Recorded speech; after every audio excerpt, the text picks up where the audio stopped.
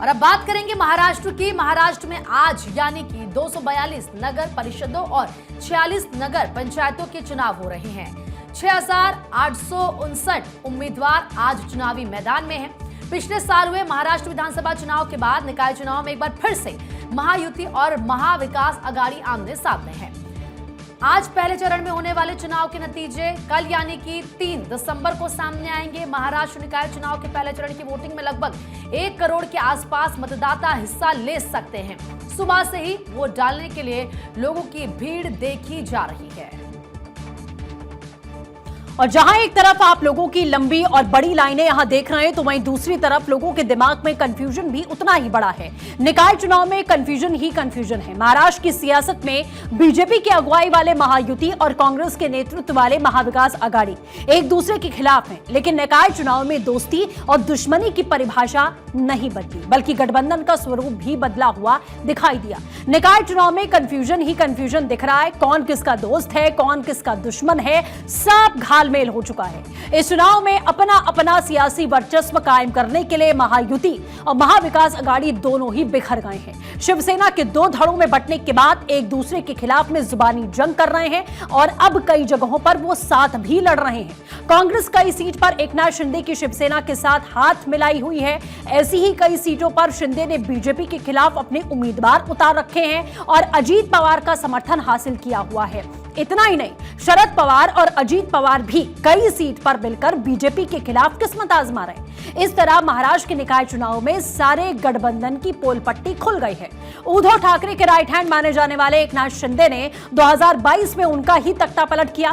शिवसेना 2 धड़ों में बटी और उद्धव की सरकार गिरी। एकनाथ शिंदे ने बीजेपी के साथ मिलकर इसे अंजाम दिया था, लेकिन अब निकाय चुनाव में फिर से शिंदे और उद्धव खेमे ने आपस में हाथ मिला लिया।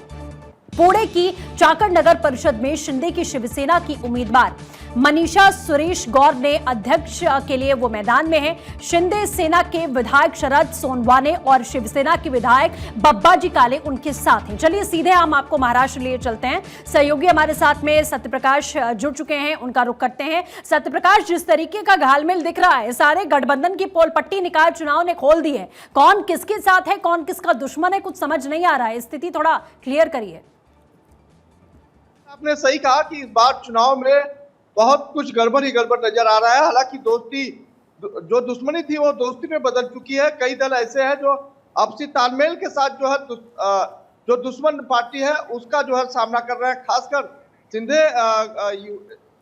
शिवसेना गुट और शिंदे यूबीटी गुट भी एक साथ आकर चुनाव लड़ रहा है। कई जगहों पर शिंदे गुट कांग्रेस के साथ चुनाव लड़ रही है, तो कई जगहों पर शिवसेना एनसीपी अजीत पवार की पार्टी शरद चंद्र पवार की पार्टी के साथ सहयोगी दल के तौर पर चुनाव लड़ रही है। जाहिर तौर पर क्योंकि आज महाराष्ट्र के 264 जगहों पर निकाय चुनाव हो रहे हैं, जबकि 24 जो लोकेशन थे चुनाव आयोग ने उसे बदल दिया है। चुनाव आयोग की तरफ से कहा गया कि 20 दिसंबर को इस पर जो है मतदान किया गया। इस पर सरकार की तरफ से नाराजगी भी जाहिर की गई कि क्योंकि चुनाव प्रचार धुआंधार किया गया है, लेकिन उस बीच चुनाव आयोग का अचानक आना और कह देना कि 24 सीटों पर जो चुनाव होने हैं वो बाद में होंगे, उस पर फैसला बाद में लिया जाएगा। हालांकि तारीख मुकर्रर हो गई है कि 20 दिसंबर को मतदान किए जाएंगे, लेकिन आज जो मतदान किए जा रहे हैं बड़ी तादाद में लोग बढ़ चढ़ के हिस्सा ले रहे हैं। लेकिन कंफ्यूजन इसलिए है कि महायुति महागठबंधन के तमाम जो सहयोगी दल है वो आपसी तालमेल के साथ जो है